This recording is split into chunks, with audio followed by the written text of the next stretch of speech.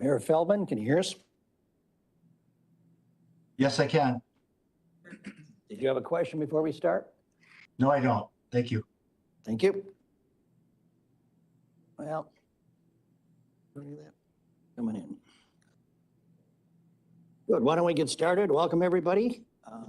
Joint Law Enforcement Council meeting. First thing we need to do is we have to take roll call because we have some people that are participating by WebEx. So as a remote and under the law, we have to do a roll call. So I will just go down, just please answer here. John Swenson. Here. Okay. Commander Paul Lensmeyer. Here. Okay, you're substituting for sheriff. Okay. Jeff Caters. Here. Brian Padani. Here. Okay, he's there. And since you're remote, what's the address of City Hall there? 10801 Town Square Drive, Northeast Plain, Minnesota 55449. All right, thank you. Josh Antoine. Here. Okay, Pat Antonin. Here. Lenny Austin. Here. Julie is not here. Sheriff Buchla. Thank you. Tony Cobain. Here. Okay, Dan Deno. Here. Steve Feldman. Here. And I've got 22766 Poppy Street. Is that correct? That is correct, Chair. Your location, all right. Chelsea Howell. Here. And then I've got 5250 156 Lane. Is that correct? That is correct. All right. Brad Johnson. Here.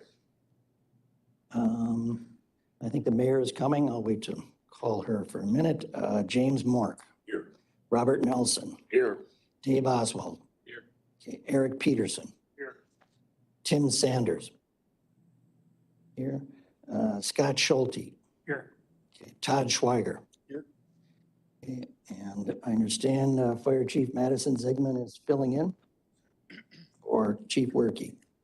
Okay, Brian Wesp. Brad Wise. Here. Right, and Charlie Thompson. All right, we have enough for a quorum. We then can proceed. We will then go to item number 3. Oh, no, I'm sorry, item number 2, which is the approval of the minutes for the January 26, 2022 meeting. Are there any additions or corrections by any member of the body? Anything that needs to be changed or added? Okay, hearing none, I as chair then will declare those stand as typed. And then we'll move on to item number 3, which is the treasurer's report. I'm not sure. Corey? Yep. Can you hear me, guys? Yes, we can. And I guess that should remind me, anybody else who is not part of the JLEC, but who is on this call, please indicate your presence. We've got, of course, Corey Camp from Anoka County Finance. Is there anyone else on the call? Dee Goodman, Anoka County. Okay. Bethany Kuhn, PSDS. Catherine Tim, Anoka County Attorney. Okay. George Jensen, PSDS. Thank you.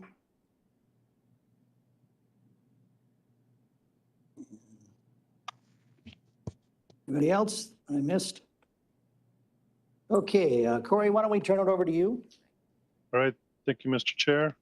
Mr. Chair, board members, starting with attachment B, this is the treasurer's report. What you have in front of you, the first part of the treasurer's report is the first quarter for 2022. As you can see, through the first 3 months of the year, we've collected about 76% of our dues. This is typical to what we see. So we've collected 1.151 million compared to 1.523 million, which was budgeted. We will collect it all usually by the end of June. So this is very typical from what we've seen in the past.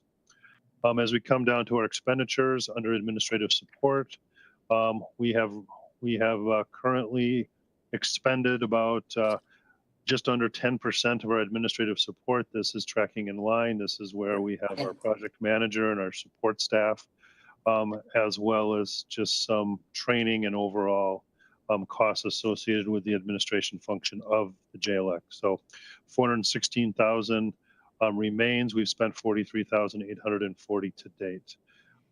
As you look at systems maintenance and support, to date, we have spent 707,763. The main reason is the full TriTech or Central Square support contract for $529,159 was paid in the first part of the year. It is always due in the first quarter. So we usually pay that whole thing up front. So it looks like we've spent more as an overall percentage. It's just a timing thing. So overall, our total operations, we've spent 752,000. So just under half of our budget for the year, but this is typical for what we do in previous years. So that's what we're looking at. Are there any questions on the 22 operations to date? Any questions of Corey Camp on our attachment B, which is the budget? Hearing none. Since this is a financial matter, we'll have to take a vote to make sure we approve that.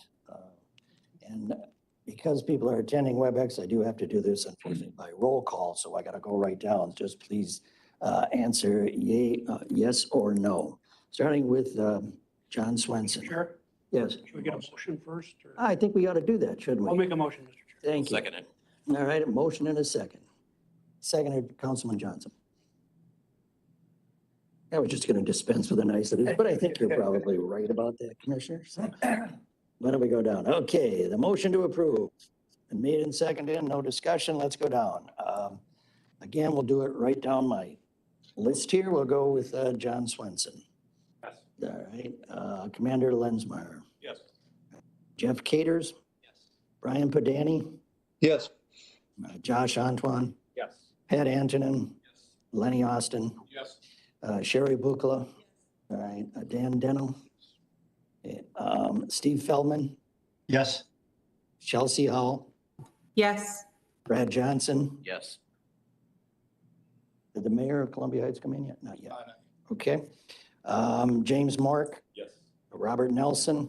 Yes. Dave Oswald. Eric Peterson. Scott Schulte. Todd Schweiger. Yes. Madison Zickman. Okay, and Brad Wise. Charlie Thompson. Okay, that motion does pass.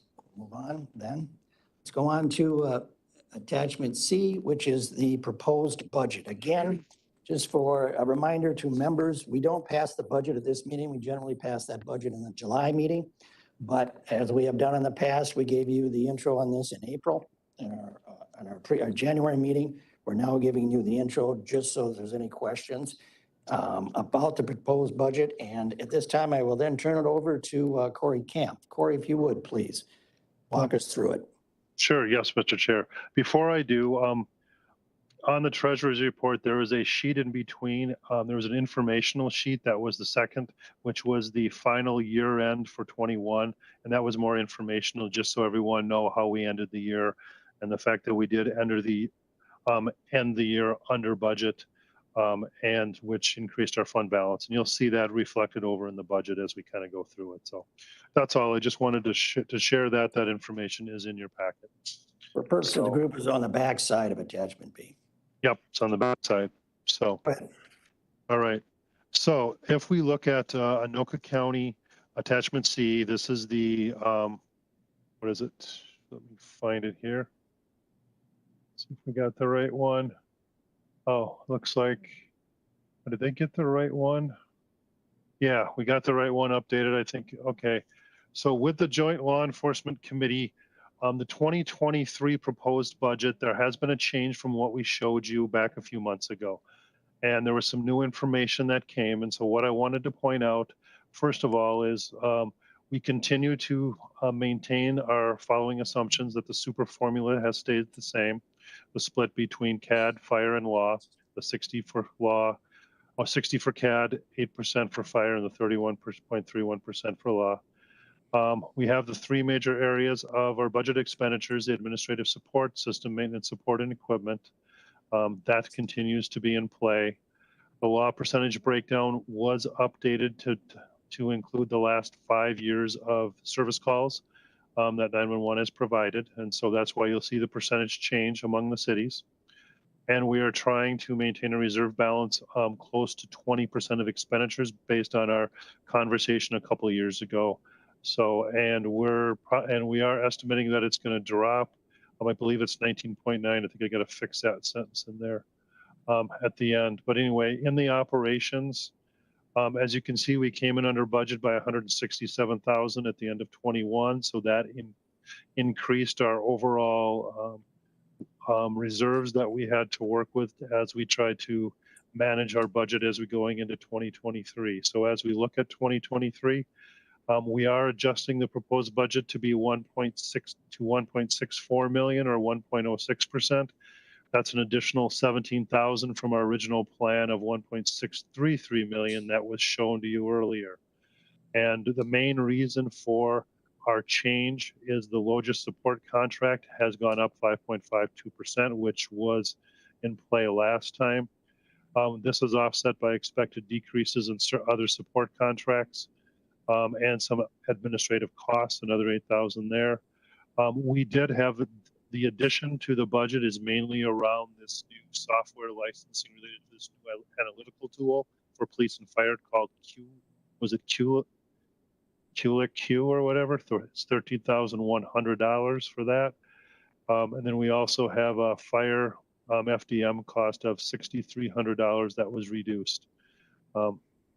So over the last few years, we've had discussions around the gradual use of fund balance, you know, and so we do have a forecast in place to meet that. So as you look at the operating expenses going forth, as we look at the 1.64 here, we are making an assumption of 3% out each year, a 3% growth. Whether that's true or not, that obviously we update that on a yearly basis. Again, we believe it's just a 1.06% increase in the overall budget for $17,125. So as we look at the revenues, I'm just going to kind of go down for 2023. We are proposing a 0.8% increase in overall dues compared with a 0.68%. So slightly up, slightly increased. So the total dues would be 1.535 million. Which is up from 1.523 million. It's not a large increase. Again, with the shift of the types of expenditures that are occurring, you're going to see the law group will see a decrease of 2.6%. Originally, they were expecting to see about a 4.1% decrease, but that has changed because the addition was directly costs that were shared between fire and law. So, so the fire group will see an increase of 2.6% compared with the original 3.02% that was planned. And then CAD or county, the county will see an increase of 2.7% versus the 4.16% that was originally planned. So overall, even though it's small, you're seeing some shifts within each of the areas based on the percentages and the types of expenditures that are shifting. So you're seeing some more increases in law, but you're seeing some shifts from other contracts we had that had been law that are now being spread among all, and that's why you're seeing increases in fire and CAD. So as we look at our overall reserve balance, we are going to drop it to 19.9% by 2026. It is currently at 46.4% at the end of 2021. And based on the forecast that is in your packet. So you are going to see it drop to 19.9%. For this, see, we are planning to use basically $105,000 is proposed to be used of the reserves to help maintain a 0.8% increase in the revenue overall. So it's a very slight use of the reserves, but by spreading out the reserve use over the next 3 to 4 years through 2026, it allows us to keep our percent change of the dues. We are expecting to see increases of 3.3 all the way up to 11% potentially in 26. As you know, we show this in our projection, but things change and we never seem to get there. So, but this is just good to have on your radar because there are costs that come that sometimes we don't expect, and we keep trying to adjust the budget to be as equal and open as possible. So What I want to go on to is on the equipment projects. Want you to keep in mind, we have a levy, a public safety levy of 1.75 million annually that sunsets in 2023. Unless the legislature decides to extend it or this group decides to move that forward. Next year will be the last year we levy this. This can only be used for capital projects, and currently the 3 projects that are approved by this group are the PSDS system, which was authorized about 8 million. The county put 5 million directly into it and is being over time paid back. And so that will be finalized. The final payment back will be by next year. There's also upgrading of the 911 radio tower systems and equipment. There's about a $5.2 million project. We've spent about 3.2 million, and we're phasing in the rest over the next 2 years, and we're continuing to look at what those costs are. We also have about 700,000 in equipment replacement for the PSDS that is planned for 2023. It has been moved to 2023 due to equipment and being able to get that, and that should be fine to replace the servers and stuff, so that would cover that. So basically, at the end of the day, when all these projects are done based on the estimate or the cash flow that's in your packet, it's on page 9 of the budget report, there's an additional $320,000 left, which can be used for ongoing equipment replacement. So with that, I guess I'm gonna see, are there any questions? This is here for review and comment if you'd like to make some changes or anything to the packet. Thank you, Corey, and I'll open it up to the body. Are there questions, first of all, some of these? Anyone have any questions? I know there were a few changes in percentages there, but overall, I think we're going to increase our budget by $12,000, I think, next year. It's the overall, and how that's going to be split up is going to be determined by percentages, et cetera. Part of our formula. Anyone have any questions at all about that? Where we're going with that? Okay. Right. Again, there will be no action taken at this meeting, but we will take formal action at our July meeting. So, okay. Hearing none. Thank you, Corey. Okay, thank you, Mr. Chair.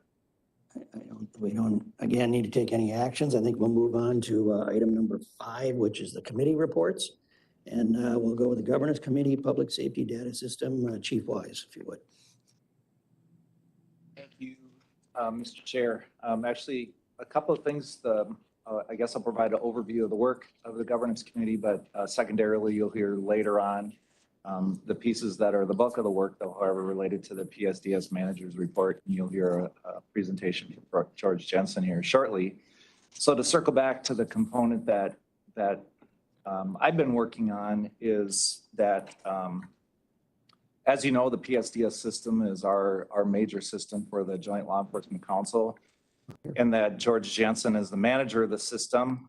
We have the law leg, as we refer to it, or the law records management system. We have the fire records management system, and then we have central communications. And the interaction between the PSDS manager and the central communications, we'll call it the IT professional or system maintenance, wasn't well defined in the original agreements that the JLEC had as far as the PSDS system goes. So the work of the Governance Committee, myself mainly, has been to work with Anoka County IT to come up with a management agreement between the JLEC and Anoka County IT that clearly defines the roles of the system management of the PSDS system that impacts county systems. And a couple of things I'll tell you that Susan Breland, who's the manager of IT for Anoka County, is tremendous to work with. I enjoy working with her. And the way we're getting to a solution or a resolution has been a back and forth. So it was, when it comes to IT situations with a non-IT person like myself, it gets a little bit complicated, but it's Anoka County IT presented ideas for management of the roles between PSDS and Anoka County IT. And then that presentation to me then went to George for a reaction to those management ideas. George then subsequently put his reaction in writing, and then it's back in the realm of IT. And so literally the goal is just to clearly define what are the situations where our system touches the Anoka County system and how we manage that interaction between those two systems. And it's really important for the future of the JLEC that this be well-defined so that everybody has a clear understanding of what role Anoka County IIT has and that what role Anoka County JLEC has. And that I would expect an agreement to be a proposal to the next governance committee meeting to be vetted, and then with some good fortune, it may be something at the next JLEC meeting that would be voted on with a recommendation of the governance committee. That said, is that Chief Caters will be taking over as chair of the governance committee, and Chief Caters was in on the beginning. We had the initial meeting regarding our reaction to county proposals, but it's just a time-consuming process. But we're getting there, and well, I wouldn't put Chief Caters on the spot because I've for sure been the one that's been working with Susan. But I'll just say this is that it's a productive working relationship with Ms. Freeland. So it's sort of a report on that aspect of it. If somebody has a question, I'd be happy. Any to questions for answer that. Chief Wise? Anyone? Mr. Chair, Yes. just a comment. I want to thank Chief Wise and Chief Caters and anybody else that's working on this. This was a pretty hairy subject. It came up and it was confrontational and problematic. And Chief Wise took all the hair off of it and made it work. At least we're making headway towards making it work.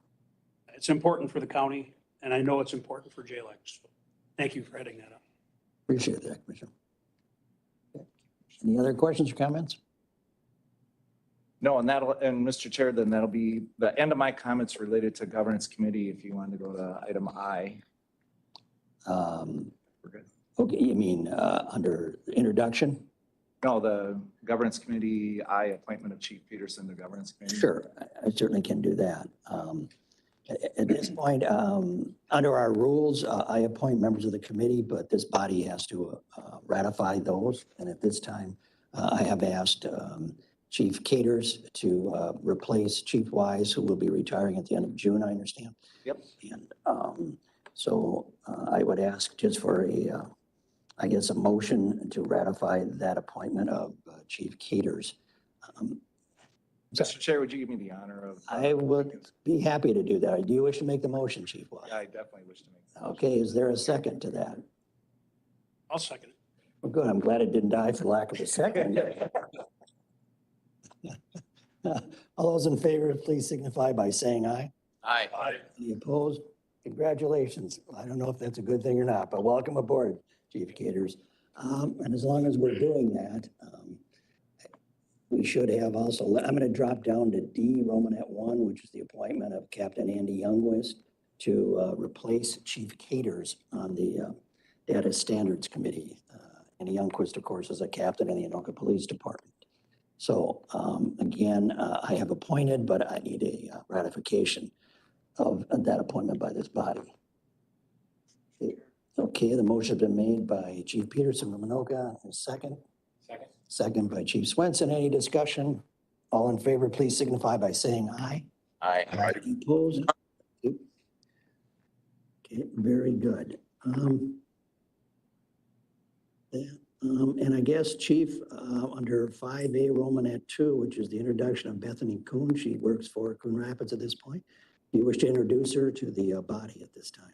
Bethany, I believe, is on the WebEx, right? Yeah, Bethany Kuhn is on the WebEx meeting. Mr. Chair, yeah, actually, it's an interesting path that Bethany took to this particular position. So she started as admin support with the city of Coon Rapids.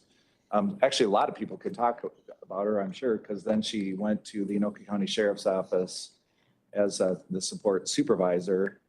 And then there was a process that Manager Jensen headed to fill the position left by Brittany Kuhn when she left us to go to, I think, Washington County. But I do know that Bethany is very well equipped to step into the role. Her leadership that she had at the Sheriff's Office has her well positioned to work with the team leads throughout Anoka County. And I know she's put an effort into getting to know those that work for other agencies. So true, we keep lucking out getting the right people at the right time. So I'm really happy. She was a great employee for us at Coon Rapids. Her path led her to this. And I think she's pretty excited for the job. All right, good. Well, welcome, Bethany. Do you want to say a few words to the group? Thank you very much. It's been great getting to know everyone so far the past couple of weeks, and I'm looking forward to it, meeting and working with the rest of you guys. Well, welcome aboard. Glad to have you. Thank you very much. All right, let's move on to item 5B, which is the PSDS Manager's Report. George Jensen, if you would, please. Attachment D in your materials, by the way, is George's Sure. report. Just out of curiosity, did we appoint Chief Peterson to the governance committee? Under 5A1, AI? I appointed him. Okay. I appointed him, and I suppose we should probably do a motion to approve him. We didn't do that, did we? No, we did Chief Caters to replace White, but I don't think we did Chief Chief Peterson. Waiter. So, well, all right, let's do that then. We'll do Chief Peterson. All right. Make it a motion. Couldn't escape it, could you? I don't need to take him out of this, Mr. Chair. Is there a I'll do second? the second. All right, there you go. Schulte, motion, and Chief Wise second. Any discussion? All those in favor signify by saying aye. Aye. Opposed? Thank you, Chief. You're on board. Now, each of the committees, yes, The excitement in the room is palpable. close election, right? Yeah. Under our rules, of course, I appoint to the committees this body ratifies, but each of the committees elects its chair. That's what we've done. So good. Thank you for reminding me, Commissioner. Just trying to move through this thing quickly. All right. Now, I think we can get to George's report now. George? Good afternoon, everybody. George Jensen, PSDS Manager. You have the report in there as attachment D. Just a couple of highlights. Been working really hard with Jason Nyhard to come up with a good request for proposal for the fire side of our system. That was ratified through the Fire Protection Council their last, I believe it was the 27th of April. It is now with their attorney going through the final processing there. And our goal is to hopefully start releasing that request for proposal for 2 vendors sometime in the end of July timeframe there. Of course, I've been working a lot with Bethany and getting to know her and helping her settle into this new role. She's doing a fantastic job as our RMS our RMS admin for the law side. She's doing a great job. She's catching on fairly quickly. Even got her working onto some SQL statements and some of that back end work for us. And so, yeah, I'm really enjoying the time I'm working with Bethany now. And then one of the other projects we are really starting to put some momentum on. Central Square announced that the mobile that we are currently operating in Anoka County is going to sunset. They won't be doing no more upgrades to it moving forward. So we have to start moving towards that new mobile UI that they have had out for the last couple of years. We have it up and running in some of the environments. We are finding some holes in our process.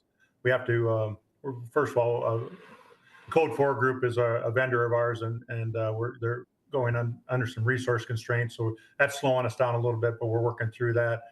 But we also identify that, the fire, we need to understand the fire side, what they're actually going to have in their engines and apparatuses moving forward. So that's some of the data collection we're doing right now. So those are the primary things we're working right on right now, other than the PSDS reporting side of things. So that would be all I would have today.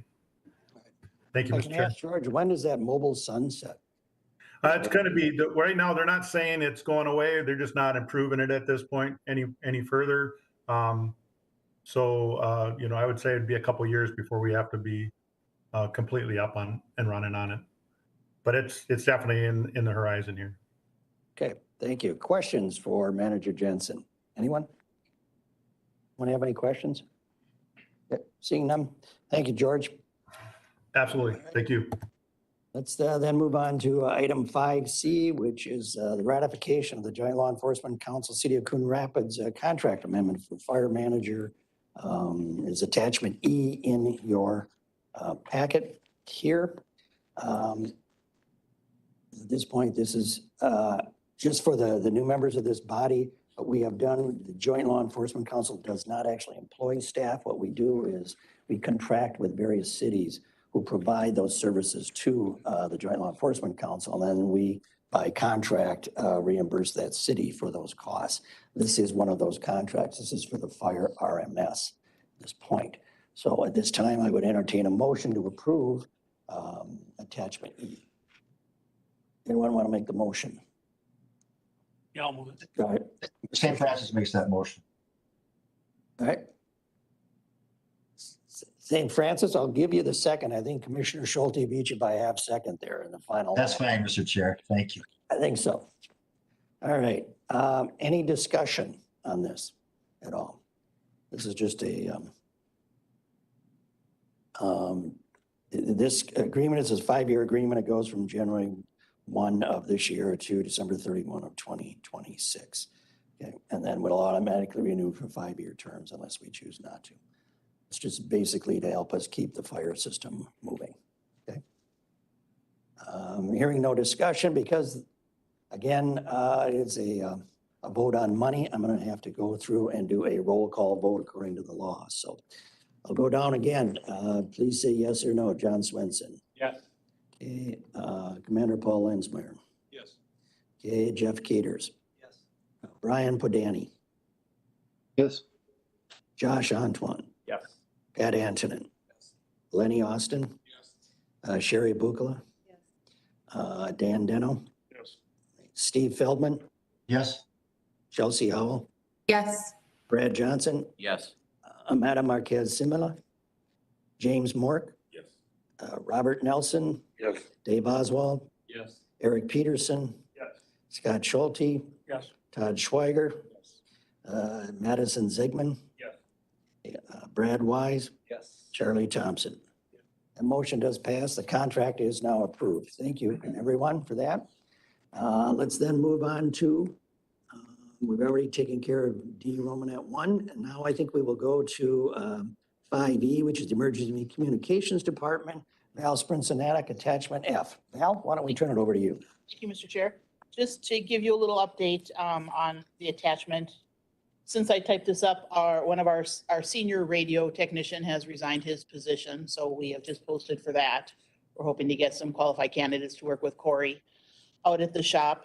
Our dispatchers, we had 7 openings. One of our trainees resigned yesterday, so now we're back up to 8 openings. We started with 90 applicants, first round of interviews, then we invite them to do a 2-hour sit-along. We lost a bunch after that when they saw what the job really was. So now we are down to 15 out of what we started to hopefully fill all of our positions. And then one other, just a quick note, and we just got this information. Central Square has invited us to be part of their pilot program for, it's called Carbine, which is another tool for dispatchers to help locate callers. So they are offering us a 90-day free trial of their program. So we're going to test that out and see how that runs and how it compares to our Rapid SOS, which we currently use. So that's all I have. Good. Any questions for Val? Obviously an ongoing problem, recruitment. I think it is for all of us, isn't it? Yeah, it's the same thing in my office. So very difficult. Thank you, Val. All right, let's move to item 5F, which is the ad hoc committee on the perimeter barriers for government buildings. Chief Wise, I believe you chaired that subcommittee. Yep. Mr. Chair, I'll give an overview for the group here. The group, as we call ourselves, the Critical Infrastructure Protection Group, last met on April 27th. And just for a point of reference, I'll give you the members.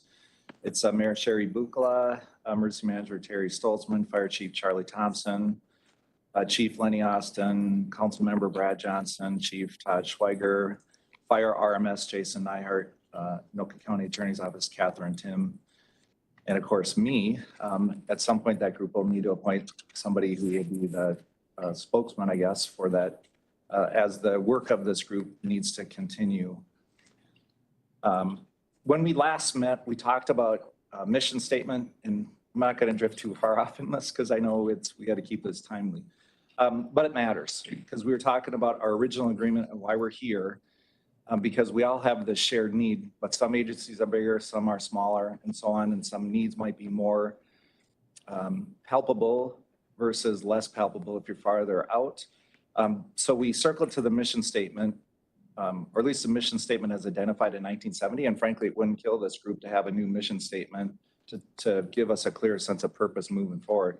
But that said, the original mission statement written down in 1970, the County of Anoka hereby recognizes the need to prepare to deal adequately with the current crime problems and problems of law enforcement, which could intensify with continuing population growth and changes which are of a regional nature. And of course, originally it was Dispatch, Major Crime Investigative Unit, Training, and Range. Now it's PSDS, Radio Maintenance in this Critical Infrastructure Protection Group, which we've just added, which is not a small thing. And the way we phrase it is that we're all in this together. For a brief overview of our work, the speed of the Brooklyn Center incident, I think, is most comparable for us here in Anoka County. There are a lot of things that we're working against Brooklyn Center in particular, not least of which was issues that were happening in Minneapolis at the same time. But that said, is that it winds up to be a template that we have to keep in the back of our minds. And specifically, it was the speed of the Brooklyn Center public facilities being vulnerable within 1 hour, 5 hours, 24 hours. Again, that was the nature of our conversation. And if we wind up experiencing something similar here in Anoka County, how long will we be on our own? These are questions that the Chiefs Group talks about quite a bit. And every city, incidentally, is working independently to talk about security needs of their own building and critical infrastructure hardening is part of the ongoing process. And you'll have conversations in your own city councils or at the county board for sure about this, because there's no end in this for this in sight. Now that said, is that last time we talked about what's now called the Fencing Consortium, a much more palatable name. I won't get into the back politics from the previous meetings, it's Fence Consortium. That's the name of the official working group, which includes virtually every county in the metro area. This Fence Consortium was the presentation that was made by the Crystal Public Works Director, who was talking about putting together a way to react with fencing needs in sort of like as an insurance policy where there'd be a collective response by having a shared responsibility. The work of that Fence Consortium transferred to the state capitol during the course of this legislative session, and they were looking to get money at the state capitol, $5 million specifically to buy fencing. And then this Fence Consortium was coming up with management agreements that both considered what if we get the 5 million and what if we don't get the 5 million. Long story short, the 5 million didn't, at least unless somebody knows something different, the 5 million did not survive this legislative session yet, despite the fact it had sponsors on both sides of the aisle, which seems a little odd. But to me, it's probably something that maybe will get revisited again next year. But that said, the Fence Consortium itself is moving forward with the idea that they would lease fencing and that every entity that was part of an MOU with the Fence Consortium would have access to this leased fencing that would be managed by a board. It's terribly complicated, and I don't want you to get lost in the details. Just understand that this other thing exists, and it's kind of an insurance policy for individual cities. And a number of cities within the JLEC have already contracted with the Fence Consortium. And again, we talked about it internally in our meeting, and it's important to say here too, this isn't that the cities are doing that doesn't undermine JLEC at all. It literally is a speed thing. This Fence Consortium is farther along down the trail than we are as the JLEC. And it exists right now, and the individual cities are able to enter into 1-year agreements, I believe. It's just a 1-year duration for the agreement, and they can opt out at any time. So it does, like, again, I can't say this enough, it doesn't undermine what the JLEC is all about. We have this shared responsibility to look out for each other. That said, the JLEC had identified $200,000 of unallocated funds in reserves in our Joint Law Enforcement Council reserves, which buys about 600 feet of non-scalable fencing. And just to give you an idea of how much fencing we're talking about, And all of our buildings are different. And this is the part where, again, I'm circling back to this we're all in this together as the Joint Law Enforcement Council. But Blaine, the way their building was designed, of course, nobody saw this kind of need when it was designed. It needs 2,700 feet, linear feet of non-scalable fencing in the event that they had an incident similar to what happened in Brooklyn Center, as opposed to Spring Lake Park's at 1,100. And you get where this is, it's a problem to be solved. It's not unmanageable, but it's a problem to be solved with especially with the funds we have, because we identified 3 options. Option A was for individual entities to join the fence consortium as it stands.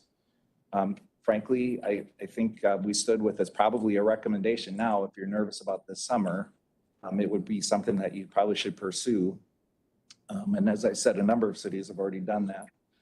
Option 2 would be attempt to have the JLEC as an entity enter into an agreement with the fence consortium on behalf of everybody for the shared cost element of it. And then option number 3 would be the JLEC to use its reserves / funding to meet our own needs and try to do something independent, completely outside of the fence consortium. And I would say the closest thing, the only option really available to any agency now is to do the fence consortium as it stands. And then I'll just give you an idea. So Blaine, with the 2,700 foot request, the dollar amount expense to them is about $11,000 for that 1-year agreement. Again, it's an insurance policy. There's a bunch of other things that the city has to commit to in the event they need the fencing, such as staffing that helps set it up. I believe they commit that staffing to go help set up if it's some other agency that has the need to. It's complicated, and each individual chief or sheriff is well equipped to make a decision on whether or not they should recommend their agencies join it.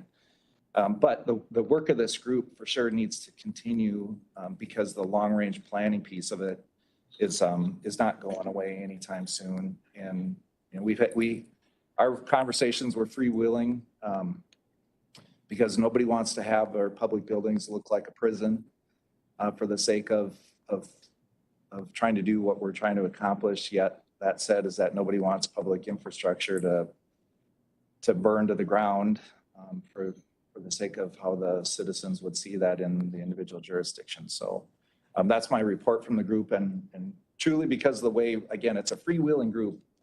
Because we're moving ideas and we're trying to come up with solutions to a serious problem. So if there's something that I overlooked, I invite anybody from the group to please weigh in on something I might have missed.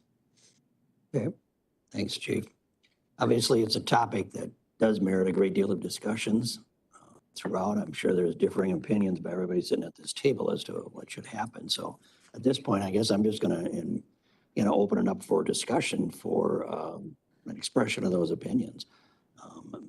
As to what's going on. I mean, I thank the committee for doing the work. Obviously, they did a lot of hard work trying to explore all the options. They've gathered some information as to do it.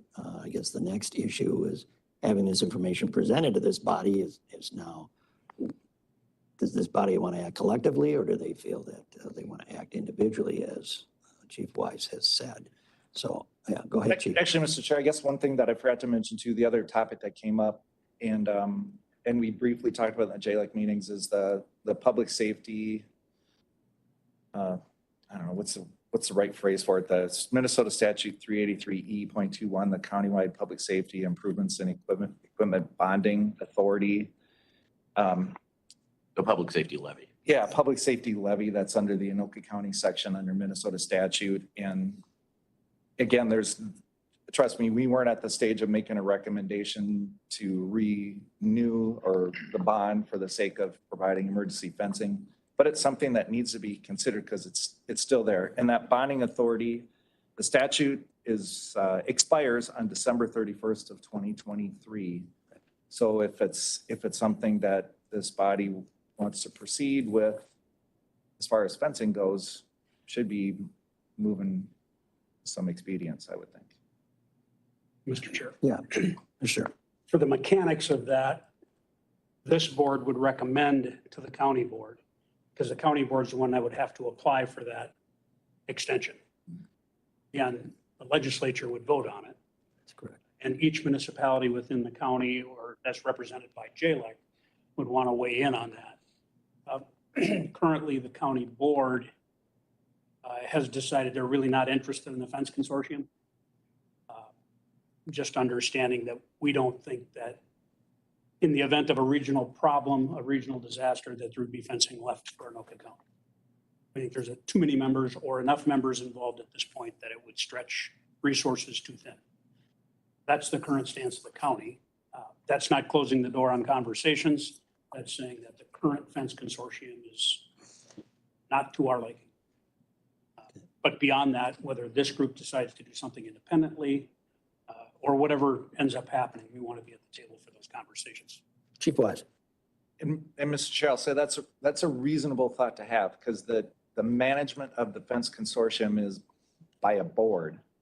And if I think now it stands at 50 some members of the consortium and the board consists, I think, of like 8 people is what is proposed, something, or maybe it's 10. But the decisions for the fence consortium is made by those 10 people. And not that anybody would have sinister motives, but when you're one of 50 and then 10 people are deciding whether you're the one that receives as opposed to somebody else if something was happening. I mean, it's a legitimate point to weigh out. Mr. Chair? Yes. To put a fine point on that, it's reminiscent of the Metropolitan Council.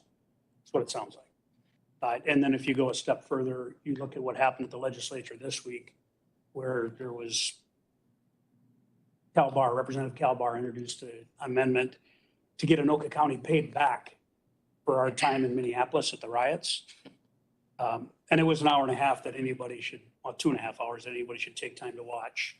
It was very entertaining, but it turns out Anoka County is the only entity that hasn't been paid back for that mutual aid. Every other entity has been paid back. I don't think Coon Rapids has been yet. Well, according to the legislature. Right. But nonetheless, it's almost like Hennepin County has something against Anoka County. So that's one reason why, anytime you get a 10-member board, half of which would be, or more than half of which would be in Hennepin County, I would be concerned about how Anoka County is treated by that. And again, I don't mean to politicize all of this. It's just what I've seen in the last 2 weeks. Mr. Chair, Mayor Feldman. Mayor Feldman, go ahead, and then we'll go to Mayor. Okay, the questions I have, I mean, I understand what both parties are saying there, and I think that maybe collective on our group would be maybe better as far as the accessibility to the fence.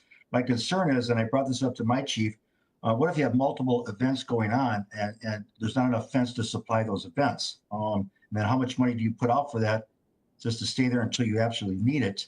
I think, and my question is also, is the $5 million that's proposed by the state, which not this year, but maybe come back next year, would that be more to the Minneapolis metro area consortium versus something that we could do as a consortium, our own collective group? Because again, my concern is if there's multiple events, if it's because there's limited amount of fencing, if there's not enough fencing with multiple events, then what good is this whole thing all about? Thank you. Mayor Bugler. That very subject was fairly discussed within our group. And then there's a question of, we kind of have this urban versus rural. We have risks, some considered more high risk and low risk, or saying it's not going to target us, and what is the value of participation. And for any of those agencies that were involved in Brooklyn Center, it went multi-county resources wide. So even from a rural perspective, even if one of our regular city, Columbia Heights was targeted, the capacity to respond would come so wide that it would deplete response capabilities in smaller areas. I think, and where I want to weigh in is Andover would recommend looking at the levy as a source to support some type of regional concept, because it may be one of those things where smaller cities may not have the budget allocation to uniquely join something, but with an understanding that we're all kind of interdependent on the system to make something functional and live. So I think the conversation needs to continue, and further identify our local needs, again, length of fencing based on the largest site plan, what cities can do proactively from a capital investment plan perspective to minimize the length of fencing that might be needed. But further explore these ideas. And I think the Band-Aid in the short-term insurance policy is the fence consortium, but until we can lift something jointly, you know, we don't really have a concept of what that looks like without continued meetings with the subcommittee. Okay, Terry. Mr. Chair, members, just to echo that, there's short-term planning and there's long-term planning. We have a long ways to go. Are we leasing? Are we buying? How much is too much? We have some data to provide some answers, but we need more time, which with summer approaching, we don't have a lot of. So some decisions will be made at the local level, what they want, pathway they want to go and how much they want to do. And then we have the regional, why the JLEG is in existence and what opportunities and mechanisms we have. So we're in it for the long haul. I think as a committee, I think it's well balanced. I think we have great perspective, both boots on the ground, elected officials, other subject matter experts that come in. So I think it'll be hopefully a standing committee for a while to come. The reason it's called critical infrastructure protection is that's the FEMA DHS term. Well, there's not a lot of grant dollars for it. It gets people's attention because it's a threat, hazard, identified risk that we just want to make sure that we are paying attention to for the long term. Mr. Chair, Mayor Feldman, again, one question. I'd like to know if we were to start out because of speed being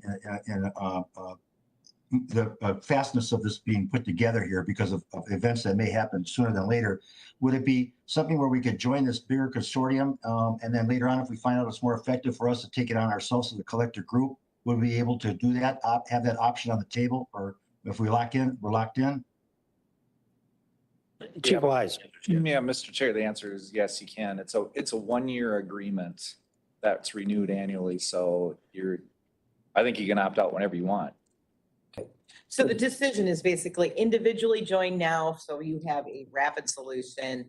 And then as we evolve or come up with alternatives locally, then you could opt out and join our other options. Okay. Mr. Chair. Yeah. And one of the other parts of the conversation was instead of having individual cities join kind of ad hoc into the consortium, could the JLEC leverage its power and authority, maybe even get a seat at the table or a couple of seats at the table to bring the Anoka County component into the consortium, even if it's on a short-term basis? And then we have some level of coverage here now as we plan for the future.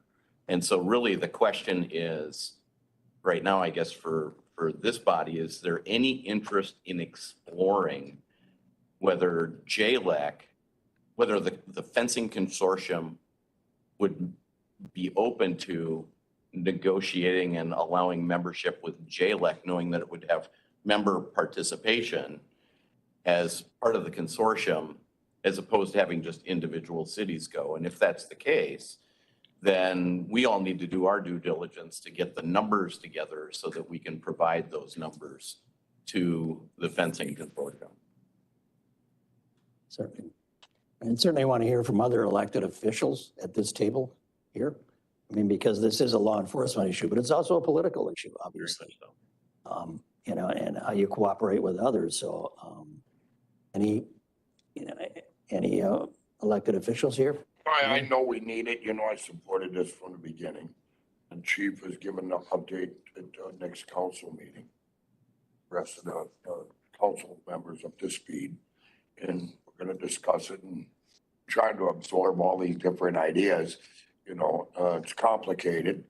So how and which way we're going to do it, that 1-year guarantee, you know, or being able to sign in for 1 year and then opt out till we get more done. I'm disappointed St. Paul didn't come up with the money and it died at the table. You know, that's kind of frustrating. But it's such a huge problem. We've seen what happened 2 years. We're going to talk about it there and we'll see where it goes. And We've been in his ear a whole bunch, my chief, and we'll be talking about it, but we should get together and do something. Then maybe join that big one and or try to get them to cover us, you know, as JLEC. Mr. Chair. Yes. I just want to emphasize one other thing, and that is none of us view the consortium as being the solution to the problem. You know, the consortium is just a stopgap measure for the here and now. But the reason that Chief Wise was talking about continuing on the conversation of the subcommittee is because we all have the same feelings that you all have shared in this meeting, that there could be multiple events. We should be talking about what else we have. It's kind of like if you have insurance, should you buy your own sandbags too in case the flood happens? And so this is really the beginning of a conversation that we think ought to be continued. But the fact of the existence of the consortium creates a little bit of a unique opportunity to participate in something right away rather than to plan for something 3 years from now. Yes. Ken Wendling, Spring Park Council. What would be the total amount of fence that would require to handle multi-events? I mean, you know, we got 1,100 or how many square feet for Spring Lake Park? You know, the smallest one, and if you had something happen big in Coon Rapids, Blaine, and over, which are larger things, and all of a sudden, sure, you know, that would be my biggest concern, that enough fencing is procured to happen, you know, having come out there. Chief Wise. Chair, of course, that's the $1 million question, isn't it? Is that how big an incident would be and what the spillover effect would be? I know the planning of the consortium was to have enough fencing leased that would manage the two largest circumferences that are on this list. The largest is Scott County Sheriff at 4,170 feet. Eden Prairie is 3,290 linear feet. They must have a big building out there. But that said, is that they're committing to have 7,300 feet that would be accessible via lease. So if there were a bunch of smaller fence need agencies that had incidents, obviously a bunch more could be accommodated. If it was a large scale fence need, it would be different. So it's really, really hard to handicap this. Everybody here is going to be paying attention to what happens around the country and maybe seeing what other cities experience.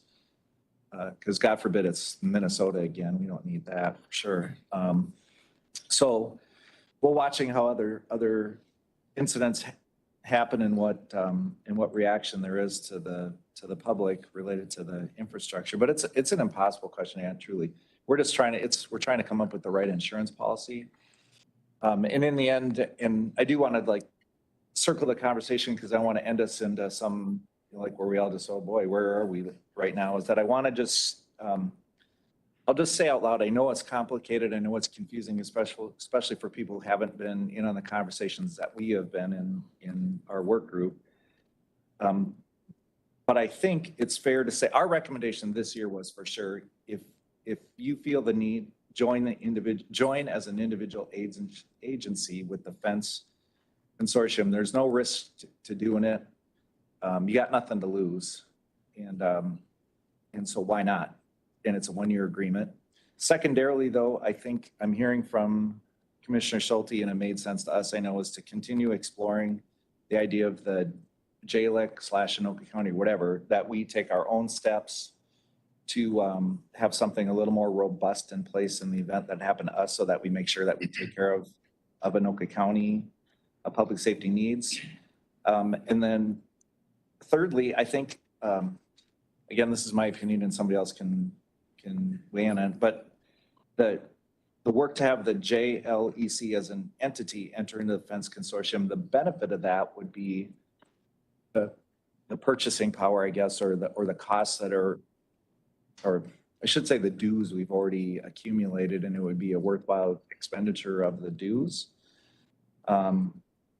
But as a group, I don't think we would have any more influence over that board than if we were individuals. It'd just be my opinion, is that we really frankly, the fence consortium as an entity doesn't care whether we're in or not. They don't feel like they're gaining something by our dollars. Just the way the math of all of this works out when it's just talking about a lease.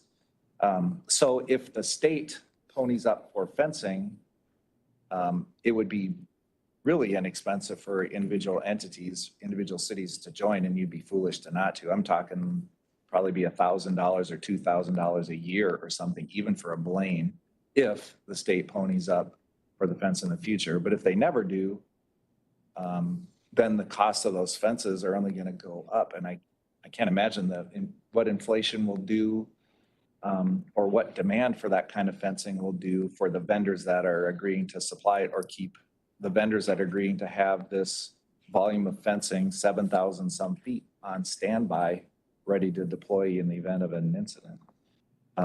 So I don't know, is that, Chief Austin, is that kind of where you're at? So we're recommending agencies should do it on their own if they feel the need. Secondarily, we need to continue running down the trail of Anoka County, doing its own thing. And then I think whether or not the JLEC enters into agreement as an entity probably boils down to what the state does. If the state leaves us hanging in the lurch, then maybe it's worthwhile if the state provides money and maybe even the staffing to help set up the fence. Because that, then there's no point in the JLEC entering in that agreement. Yeah, sure. Mayor. Mayor Amada from Columbia Heights. Yeah, I'm in support of it since I first heard of it. It sounds like it makes a lot of sense. It's not, the prices works for us, like how much it is per year to be a part of it, and the options of not doing it on the chance that we might have 2 or 3 incidents at the same time. So maybe we wouldn't have the fence because we might not get it. It seems, I don't want to say unlikely as much as I guess we have to cross that bridge when we get to it, because the other option is we don't do it at all, which seems like it's an opportunity to do something at low cost. And I feel like our council is supportive of it. I think our community is as well. So I think it makes a lot of sense. Okay, others? Mr. Chair, Mayor Feldman again, I would think that the better way to go, I mean, with the clout that we have as an organized group at JLEC, we'll have a bigger voice, at least a voice at the table with the metro area. And I think, and I'm concerned about, I'm wondering about how the money, if the state comes through with the 5 million, will they get more priority on it than an individual city versus it being part of that group? But I think long-term, it would probably behoove us to start at that end and then work it more towards a collective with our organization here as we see the numbers and how this thing all comes to fruition. So it may start out one area, again, at the bigger consortium, but on a year-to-year basis, we find out the second year it doesn't work for us, and then we create our own consortium with our JLEC group. And by then we'll see where the 5 million comes into play with the state. And if it trickles down to our area or if it doesn't, and see where we position ourselves better for pricing and availability in case of multiple events. Okay.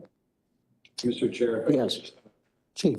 So the 5 million state funding, I was at a meeting when that was discussed, and just to be clear so everybody understands that $5 million there was legislation written. It is not going to pass this year, what we were told, but that legislation was specific to that fencing construction.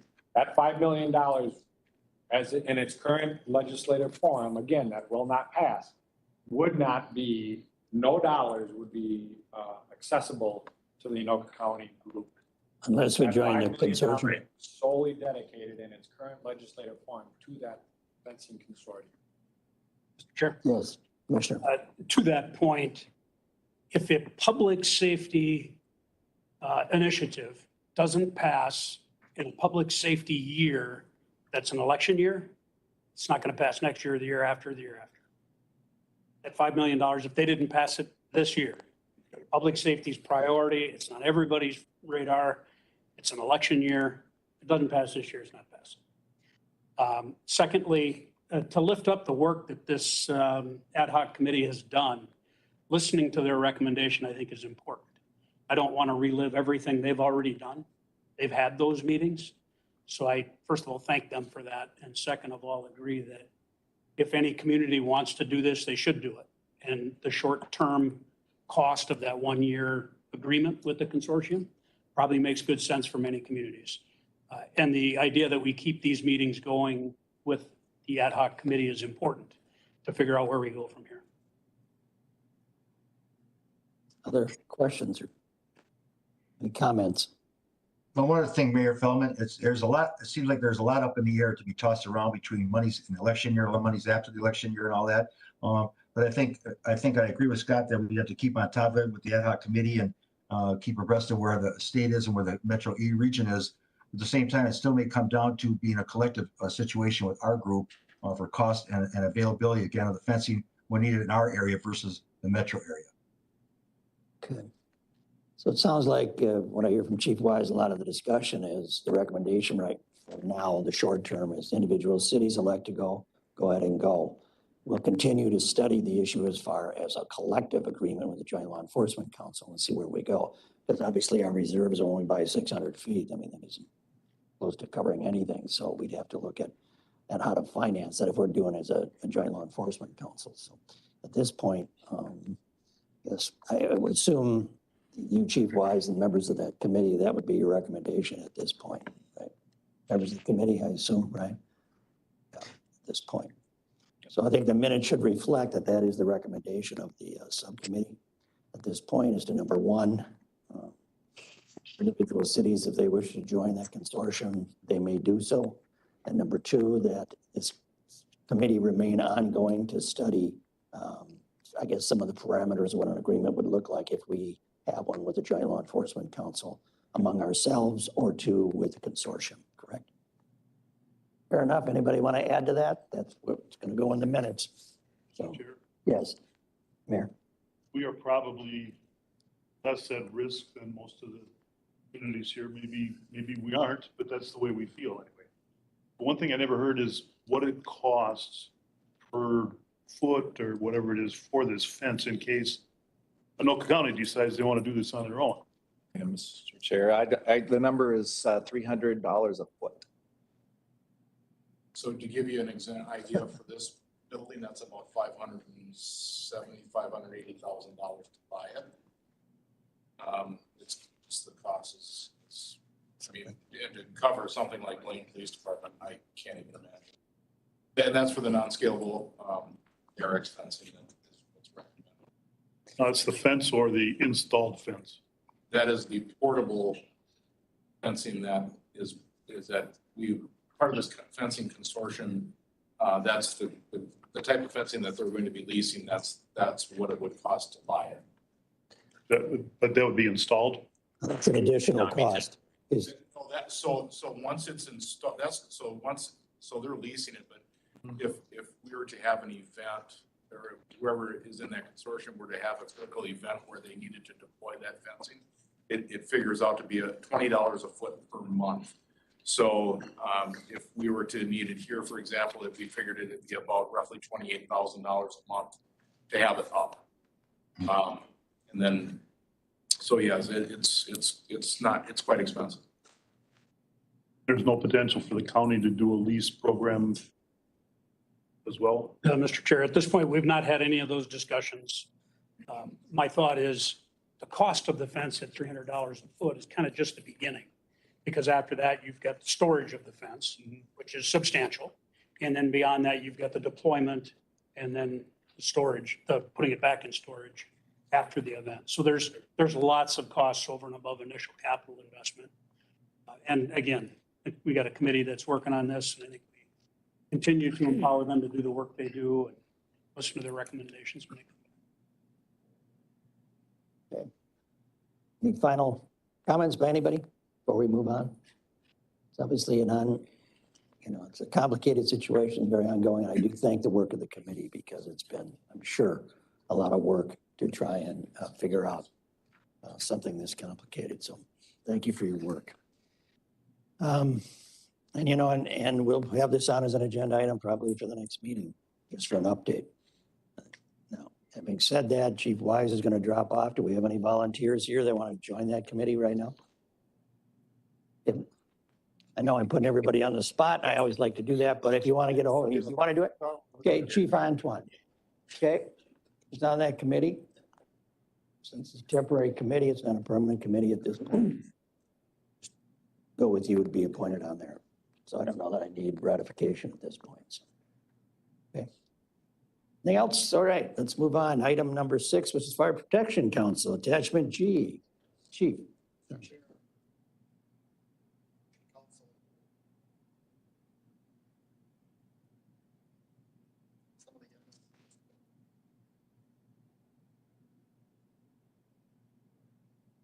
Discussion of that supports that needs and support discussion.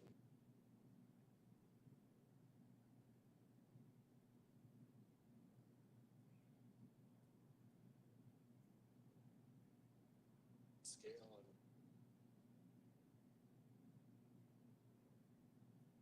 continuing going down the road. Georgia, Mason, Storm, recently in the past.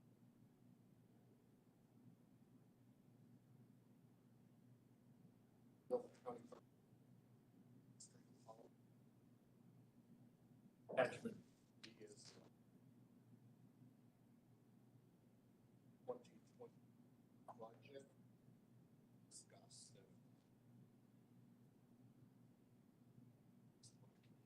and final treasures in the 20 for the cities.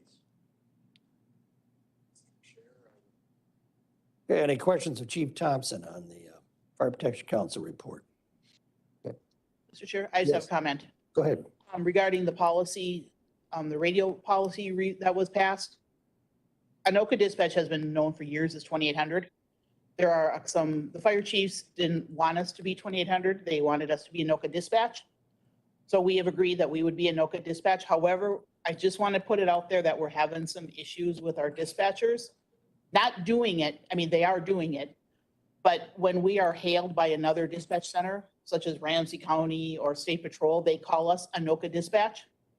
So the fire dispatchers are having, they're readjusting their hearing to hear if a fire chief is calling or firefighter is calling Anoka dispatch to make sure that they're answering. So I just want to put that out there. If you hear Anoka dispatch, our dispatchers are still calling themselves 2800. And I just want to throw it out there that it's a little bit of a learning curve for them. So bear with us while we figure it out.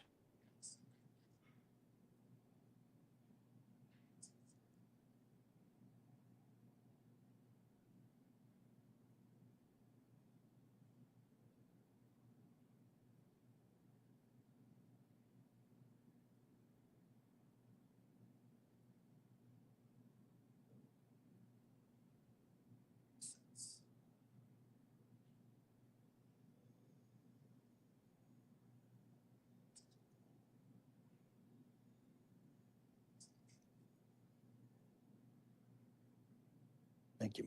Anything further on that? Chief? All right, let's move on to the user groups. Chief Law Enforcement. Chief Padani? Thank you, Mr. Chair.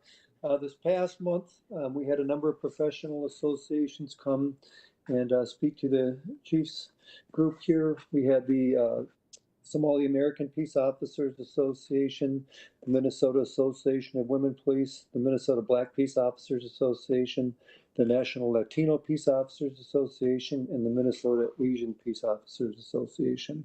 All provided an overview of their organization, as well as some of the things that they can do for our local communities, but also what we can do for them.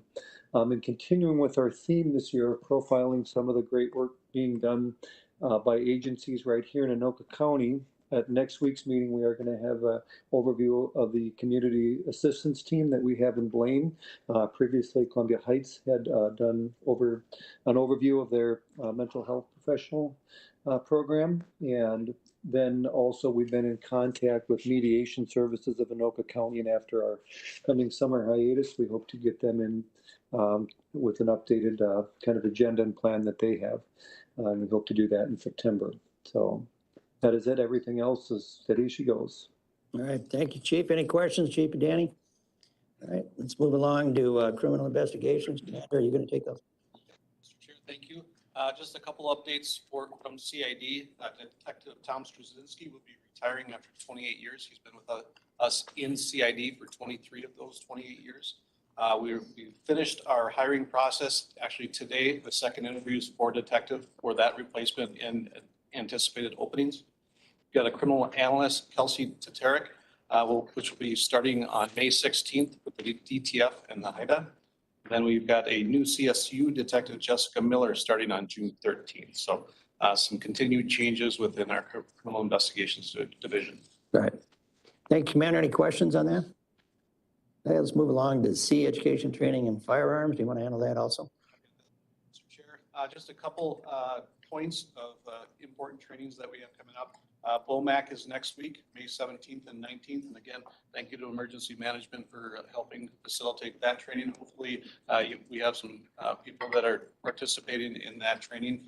And then the second important training date we have is June 13th to the 17th. We've got crowd management and mobile field force training coming to Anoka County as well. So if you don't have folks in or have attended that training, it'll be a good training to participate in. So if you have any additional training requests, Kelly Wellman is the contact at the Sheriff's Office. We've got a pretty busy summer with training, and you guys should have had a list of training sent to you. That's all. Great. Any questions? Seeing none, let's move on then to emergency management. Terry. Mr. Chair, members, two topics. Today's weather. Currently, there's a warm storm, Wright County, Sherburne, Gainesville area, St. Cloud. Thunderstorm, but there's the news is Luverne areas where it's starting to brew up. So it's 7 to 10 p.m. tonight for more threat. And so just kind of pay attention to the weather. Same thing for tomorrow. We'll see what today brings. Today was supposed to be the lighter of the days, according to the weather service. So we'll be watching for storms. And the threat is hail, strong winds, possibility of tornadoes. So kind of similar to what you saw on Monday night. I know many of you had some localized damage. The second item, Mr. Chair, highly pathogenic avian influenza and our county and the metro area. DNR has confirmed with wildlife that it's all over the metro. There are concerns about backyard flocks. We were notified last week that we had a backyard flock. However, our partners at the federal and the state level, Minnesota Department of Agriculture, Board of Animal Health, or BAH. Yeah, there you go. And then U.S. Department of Agriculture. So they gave us a notification. We sat in a call. I asked specifically what city, they won't give it. So it's kind of like, hey, you have a plane crash in Anoka County and you might need to send help. Well, where is it? Guess where it is? How big is the plane and what do we need to bring? So I kind of sent it up the chain. Went as high as Director Joe Kelly at Homeland Security Emergency Management, who asked the state partners in the federal, and he got zero response. So just a little bit for the elected officials in the room. So we're talking bird flu. Yep, as Chief, for those who remember Chief Picha. It's the cockatiel flu. Another joke. Yeah. But yeah, the highly pathogenic. Of crowd, Terry. Turkeys and chickens you've seen out west, they quote depopulate. They take care of the birds out there. It takes about 40,000 gallons of water to create the foam to depopulate one barn.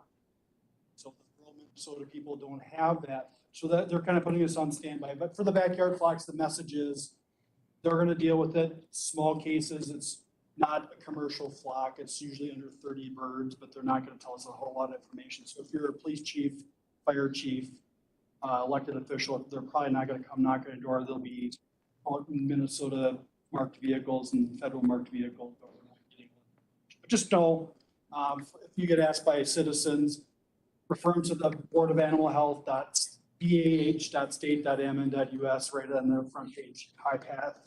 Highly pathogenic avian influenza, or H2AI. It's been all over the news.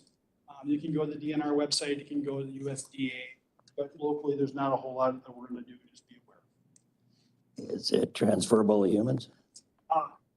The answer is yes, but in very rare instances. It's going to be really, I think it's under 600 cases per year, and that's a quote I have from our local public health nationwide. So the answer is yes, but it's like really minimal, and I think it's those that are dealing with it every day in those large flocks and already have immunocompromised. Normal transfer, no, not really. So the average person really doesn't have a whole lot. But stay away from the raptors. It's killing all of our eagles and owls and other type of wildlife. Devastating. So if you're looking forward to hearing the owls outside your house at night, you may not hear them this year. Right. Let's get through it. Any questions or Terry? No. Never know what's going to come up, do you, emerging man? Well, Right. thank you every day, we'll wait for tomorrow. Thank you, Terry. Let's move on to the auto theft task force. I don't know. You have a report? Go ahead, Chief. Yeah, Mr. Chair, report from Lieutenant Commander Lee. LPRs are still in the works. For the IT's division is working with DCA to get those to talk to one another to update the hot lists. The detectives from Coon Rapids and Fridley have been conducting surveillance at a couple different auto dealerships in both cities that have been victimized by the catalytic converters recently. And then now 5 agencies that should have access to the new CAT cards that have been handed out to citizens with the specific vehicle types. That's all I have. Question for the chief on that? Thank you. Move forward then to 8, elected officials input. Maybe we'll start right on my right here. Mayor, any thoughts? Okay. Welcome to city and seeing everyone. And we thank you for your hospitality. Love you guys. Mayor, Nothing new from Oak Grove, thank you. okay, Mayor? Nothing for Andover. Really? Okay. As some of you know, Coon Rapids and Blaine have been splitting a social worker that's embedded with the 2 departments. I think that's been successful enough, and there's been enough need for it that I think they're going to be looking at independently having their own embedded social worker. So I know it's been a very successful thing with the Columbia Heights Police Department, and I think that's a trend that's going on in the future, and we're just trying to figure out how to budget for it right now.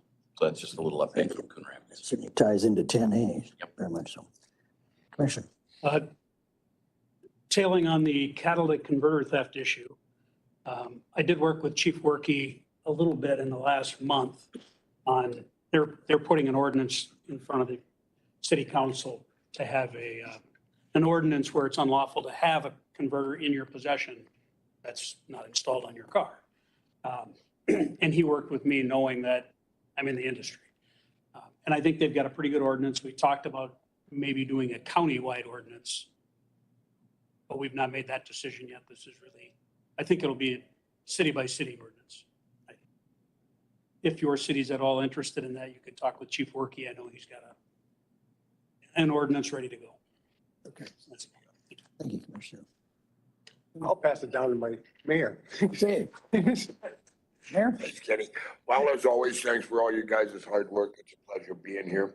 I always leave with a lot of knowledge and so much confusion until I straighten out everybody's good thoughts. So it takes a while. And like I say, I've been my chiefs here to get things clarified, because it's what I do for a living. It's the other side of it. But all your dedication and hard work is what makes Anoka County great to live in. Thank you, Mayor. Pat? Circle lines. All right, let's go to our WebEx friends. Mayor Feldman? Nothing at this time, Mr. Chair. Okay, Councilmember Howell, Chelsea Howell? I have nothing to report at this time, Mr. Chair.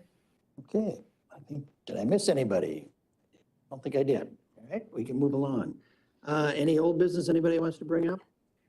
Seeing none, we'll move along. Let's go to the new business.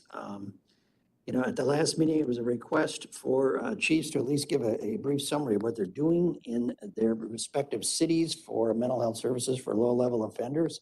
And I think we'll just kind of go around the room. I mean, it was touched on a little earlier. Coon Rapids and Blaine are doing something, but maybe we'll start. Chief? Well, in St. Francis, we don't have the ability to have embedded social workers currently, but, we do have several officers that have CIT training that can help on certain scenes. We try to get them there if we can. Which is crisis intervention training, correct? We do have other officers that we're going to try to get some basic negotiator training either this year or next year that could aid in some of that. We do use Canvas Health quite a bit through Anoka County, their mobile response team. That's probably our main go-to that we utilize on certain scenes. For those scenes that escalate and meet the criteria of a crisis hold. We really, over the years, we're really trying to push voluntary compliance to try to get these people to the hospital, get them the help they need. That can take some time, as we all know, and it doesn't always work, but we do, if we have the time, we try to put in the time to do that. And again, we'll use Canvas Help for that as well. We've actually had a couple scenes where we've been able to get a representative on the phone and talk to the individual on the scene, which has helped. And we're really trying to get away from going hands-on, forcing situations maybe that would have been forced years ago, especially if they're exhibiting violent behavior, or things of that nature. We have walked away from some scenes here and there. It's not real common, but as long as they're absolutely refusing help and we've exhausted all our resources, and especially if they're exhibiting violent behavior, like I said, they're not a threat to anybody else, we're probably going to walk away, and we do try to follow up at a later time, but we can only do so much. So I guess bottom line, we don't have anything but our officers training and our internal resources and Canvas Help to help us out and try to get these folks out there. Good. Thanks, Chief. Who cares? Thanks, Mr. Chair.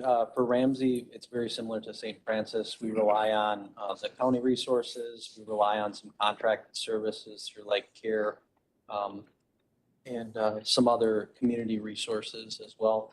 Our officers are trained in crisis intervention. We have several officers that are both instructors and end users. I believe at a minimum, all of them have gone through 8 hours of that training. But as Chief Swiger had mentioned, it has changed the dynamic with law enforcement. It seems a little bit different to not the public managing the public's expectation that the officers do something, but then also balancing that with not putting our officers in a dangerous situation where there's no win. So it's really, that's a difficult challenge, and it's a difficult thing to change people's expectation of law enforcement, as well as our officers' training. That takes time. So it is a different dynamic out there for us. All right. Thank you, Chief. Chief Swenson.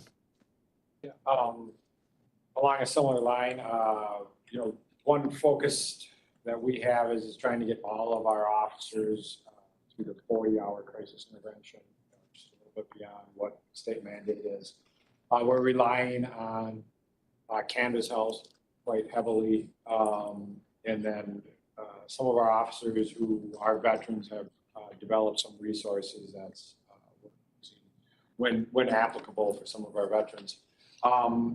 And one thing that we're really pushing at our patrol level is starting out these response to these calls with the simple question of, are we the best resource?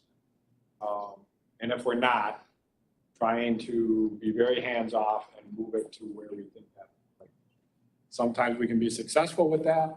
Other times the circumstances don't allow us to do that. That's what we're asking our staff to do, is start with that first question of, are we the best resource? Go to this. And to Cater's point, it's a real learning curve for me. Certainly is for our officers as well, because that seems very unnatural. How we were all trained and brought up as professionals. All right. Thanks, Chief. Chief Moore. Our approach, Mr. Chair, has been kind of for the officers to take a deep breath on many of these calls where they don't need to rush through them. Sometimes the officers are very well skilled to work through it. That's worked well for us. Much like my colleagues, we rely on Canvas Health quite a bit as well. We don't have an embedded social worker. Don't see that coming in the near future. We aren't inundated with as many calls as maybe some in the county, but obviously there is a need. But with Canvas Health and other resources that they have up at the county that we've used as referrals, we usually try to go that route prior to just calling in an ambulance and transporting somebody. So that's been our approach, and it's worked also. All right. Thanks, Chief. Chief Andre. Thank you, Mr. Chair. I feel like I'll be beating a dead horse here. We're kind of all in the same boat here. We rely on Canvas Health as well. So for most of our call outs, we have about half our department with the 40-hour training, and the other half is the 8-hour. But our goal is, we've lost so many officers in the last year, our goal would be to 100% with the 40-hour CIT. We, one thing I can say that we've used a few times here in the last few years is thank the county for this, but when we need negotiators out, even if SWAT doesn't come out, they've offered their negotiators to come out and help us out. So that's been a great resource for us as well. So one thing I'd ask the group here to think about, and Mr. Chair, we talked about this a little bit, is maybe grants that might be available for the group to have embedded workers in for some of the smaller agencies. So that'd be something that I think we could look at as a group in the future. Very good suggestion. Thank you, Chief. Chief Wise? Yeah, Mr. Chair, I agree with that statement, because literally we're just trying something out, which is the same thing as Heights is doing too. We saw an opportunity, we took it.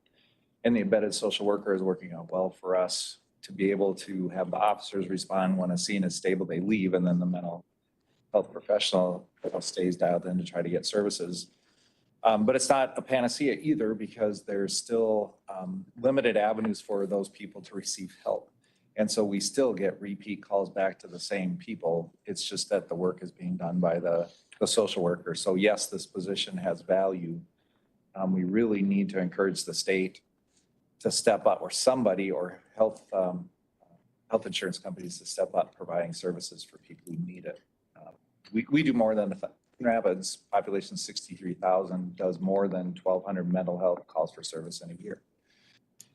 5 years ago, it was 500. 10 years ago, it was 250.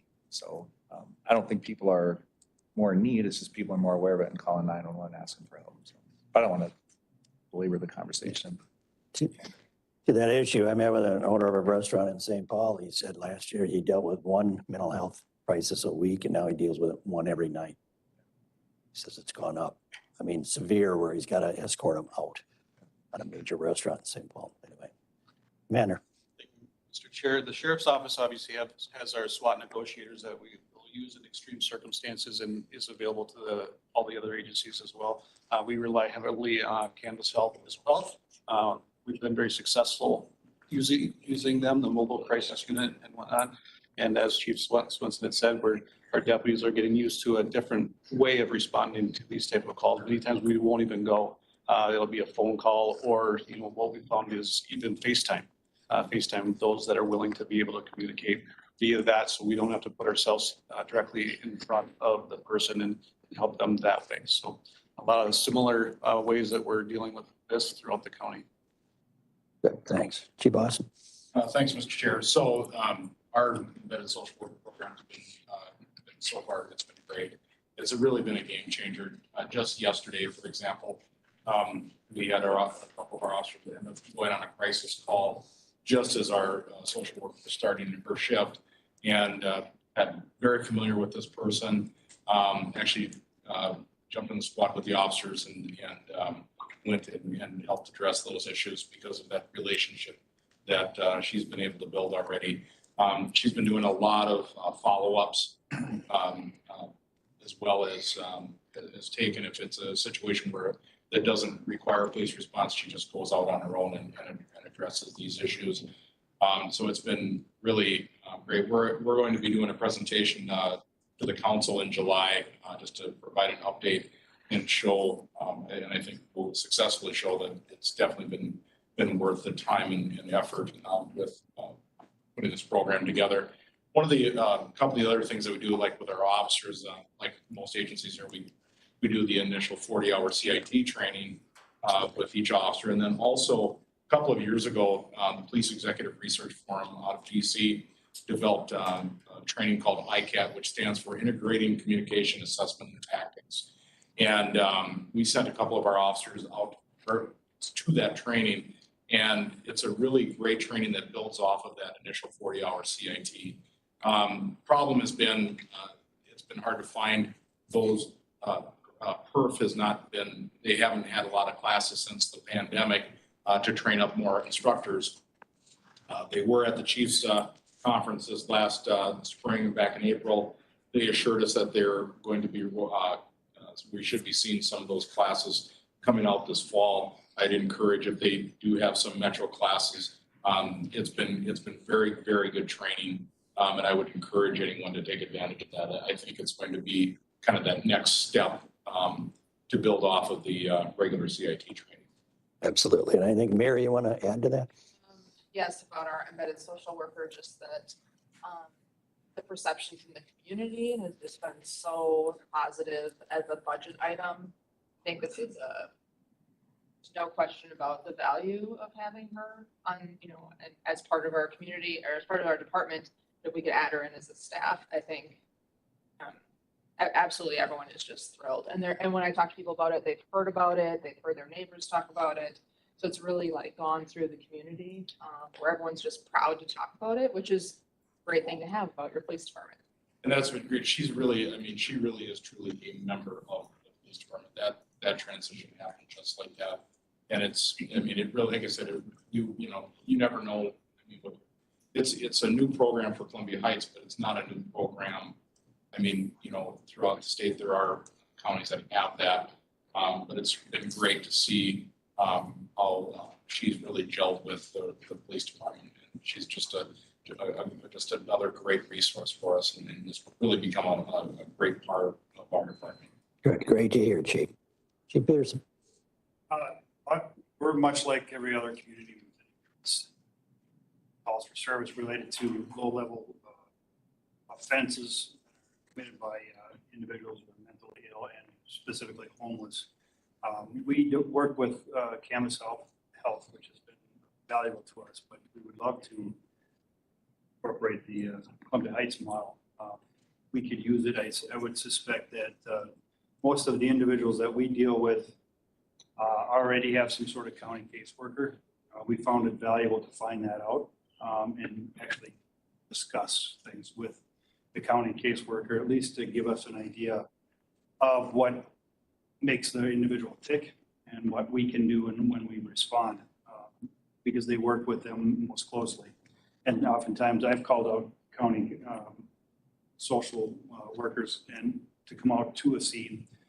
When I say this, is typically the low-level offenders, and what we're experiencing is that there are a segment of our population of the mentally ill that are homeless, that are not mentally ill enough to be committed to any facility, and too mentally ill to be charged with a crime. And so the repeated offenders with low level affects our community. It's as simple as sleeping on a sidewalk or urinating in public, and those sort of things. That affects the quality of life of the citizens in our community, and it always falls back on the police department to deal with. So that's something we're struggling with, and we have not solved that. It's definitely a top priority for us. So we're going to keep looking. Mr. Chair, I just want to throw in, it's a little bit refreshing, and I'll feel better voting for the Canvas Health contract and other contracts like that. Those are some of the biggest ones we vote for. The numbers are staggering, but at least I'm hearing they're effective and that most departments are using them with success. So it's good feedback. Thank you.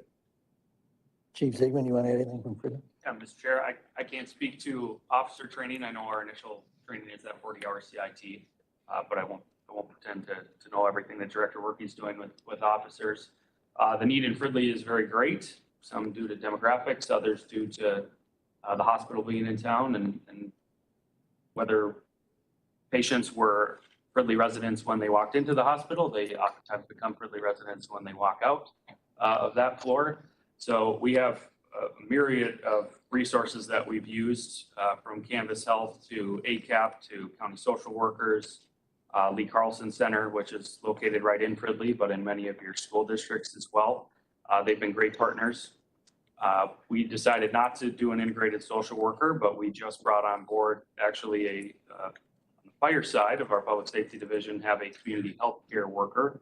That's a new Department of Labor job classification, just a short certificate from a post-secondary school, but we hired one of our firefighters who's been a career firefighter for 6 years elsewhere. She started a month ago, and her job is, she's not a clinician, so she can't go out to do any kind of diagnosis, but to interface with those patients and then refer to the different resources and partners that we use, because oftentimes it can't be resolved in that one instance. So we had great strides with Unity Hospital prior to the pandemic, and had a lot of options there rather than putting patients on psych holds. But since the pandemic, those lines have kind of had the door closed quite literally because of staffing issues and everything else going on with the pandemic. So this was our response to that. And I can't speak to her success yet because she's only been on board for a month, but I would imagine by the next JLAC meeting, there'll be more news to report. Okay, thank you, Chief. Mayor, this was your request is, It was, and I appreciate the round table and hearing the information from you. Coincidentally, after I brought up this item, I don't think it was 48 hours later, I received a random phone call at my house from an individual that said, I need help. I won't go into the details, but it was a bizarre conversation. And I was fortunate enough to have the commander on speed dial with the cell phone and put them both on speaker so he could hear the conversation. And it wasn't clear who he was at first. And commander was able to track him, and we believed he lived in Apple Valley. I don't know what directory he got a hold of, but I said, why are you calling me, or how can I help you? And he says, well, the Apple Valley mayor wouldn't answer. So I just tried to you're call. next in the alphabet. So, this individual, at some point lived in Blaine, or, was in a group home, and it was kind of a tragic ask that they needed help for, but it was perfect timing for just kind of that week of uptick of what I was sensing was going on in the community. And the original spur was we had an individual who addressed in Andover who had a very violent experience down at the Minneapolis airport, and sprayed fire extinguishers and broke a bunch of monitors, was arrested, ended up at my place of employment, and shortly thereafter released, and then landed back in Andover and walking the streets because an organization paid their bail. And their whole premise was that they were going to hurt children. And when they get bailed out and sent back to the community with nearby schools and such, it causes a certain measure of alarm and what do you do? And so this Canvas Health is new to me as a piece of information that I'm hearing you all are starting to rely more and more upon. So the question begs, if Canvas Health is then your intervener, does Canvas Health then have a system that's adequate to perform that next level of service? Do we have the capabilities or the resources for them to do the referrals? And is the community meeting their needs? And so I would be interested in having them brought in to say, do we have the capacity, or are they just triaging the referrals that come to them and maybe serving the top 10 of 100? If the group would be open to that. I think it's good for the elected officials to hear, especially when we have this stress on our EMS system, fire, police, ambulance, paramedics. We don't necessarily have the time and the wherewithal to spend with individuals, and we need to find a better way to function with limited staffing and resources. Mr. Chair, Yes. I just might suggest that maybe we have somebody from Anoka County Human Services present to the group, because they're the contract holder, and Canvas Health is just one of them. I believe there's 5 different ones. They're the mobile response team, but there's so many other ones, whether it's Nystrom and Associates or whoever it may be. And I think Anoka County Human Services would have a better handle on that. Certainly would know way more than I do. And Canvas Health is just a contractor to Anoka County. So I do think that it might be better to go through Anoka County Resources or Human Services. Is that the wish of the body to bring somebody on for our next meeting for a short presentation? I'm seeing, generally don't do third parties, but I think this is an important enough topic that we certainly should have some address, and we'll put that in the minutes and we'll take care of that. Thank you. Commissioner. Any other comments on that? I just make a comment? Sure, go ahead. Just regarding the whole Canvas Health, we've worked with our dispatchers. Canvas Health came and did one of our quarterly trainings for all of our staff. And so if a person calls 911, we have a decision tree for them to follow. So if the caller, our dispatcher will ask, do you feel like you're going to harm yourself or others? Then it becomes a law enforcement response. If they say no, and they just maybe need somebody to talk to, need to vent, we can transfer that caller directly to Canvas Health. So far, since this went in September, we've transferred about 100 calls, Canvas Health, to try to cut down some of the response, because some people just get annoyed when an officer shows up if they just want to talk. So our staff has been working on that. There are a couple dispatch centers around the metro that are just starting to put in embedded social workers into their dispatch center so that they can, say, hey, pick up this line and talk to that person. We haven't got there yet. It's something we're looking at. But hopefully when we maybe get to our new building and we have room, that's something we'd like to look at in the future. Just want to throw that out there. Thank you. Any other comments, anyone? No, our mental commitments are up a third in the county attorney's office, flat out. There. Thank you. That discussion, we will bring somebody on next time. All right. I'm going to exercise chair's prerogative, and I think we're going to jump to 10C, the Veterans Court information. I know Blair Bucciaconi has a plane to catch, so why don't we, Blair, if you can come up and get near a microphone. Can. I know you've got a projecting voice, but I've got a voice. don't forget, we have WebEx people that sometimes can't hear everything, so. Yeah, right there is fine. Go ahead. Thank you, Mr. Chair. So my name is Blair Bucciaconi, and we're passing around my card here. I'll give you my personal cell phone if you have any questions about what we're about to talk about. It's 612-990-6609, but my card has my email. I get that on my cell phone too. So Veterans Court's been around for over a decade. A lot of the faces at the table know what it is, but we'll do the quick version because I do have an airplane to catch. And that is, we meet every 2 weeks for justice-involved veterans. We save you money, we save the community money, and we reduce recidivism to below 10%. I think it's below 5%, but we haven't done a study in a while because that costs money and we're too busy using that money for good things. For the folks that are elected in the room, we did have a study done and we saved about 400% of what we actually cost. We're currently state funded. We are initially free. Mr. Palumbo and I put that together with a couple of judges, and then we had a federal grant, and now we have state dollars. The big hole in all veterans courts, statewide and nationwide, is law enforcement. The better way we can do this is to have an assigned officer that's available in your department that partners with us and tells us, hey, I talked to Timmy and Timmy's going to have some problems. We arrested him for XYZ. Or he didn't quite get arrested, but he's going to need help. We can skip the court part altogether.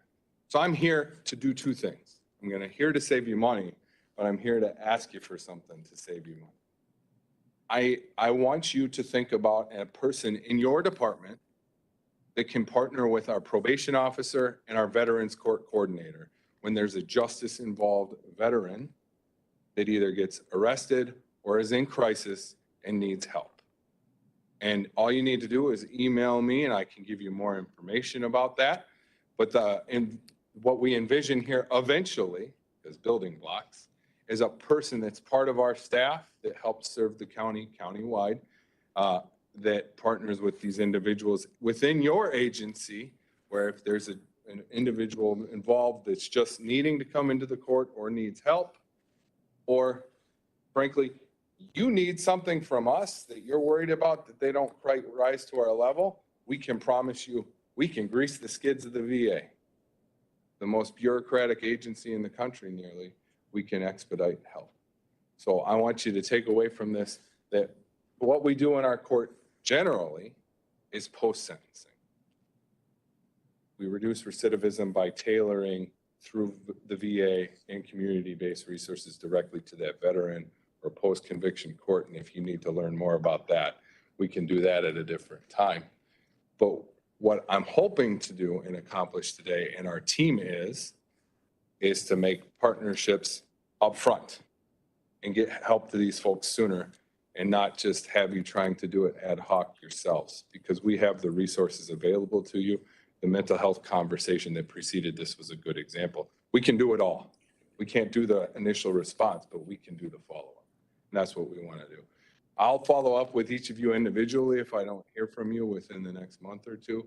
This is something we want to do. This is something we're going to do. Anoka County was on the leading edge of forming a veterans court, and now we're going to be on a leading edge of showing people how to do it the right way, because there's now a statute that requires it to happen. I know the county's on board with it.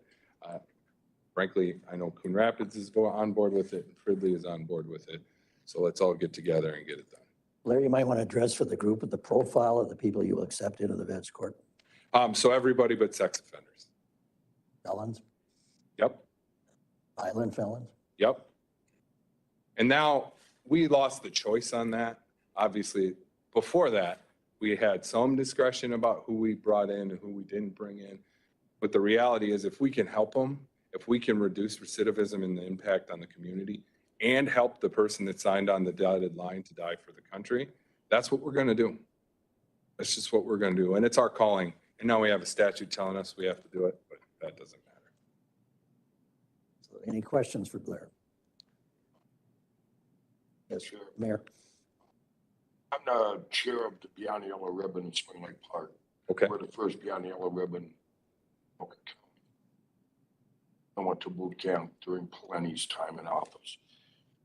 We just lost, somebody contacted us about suicide. By the time we got to Bemidji, it was too damn late.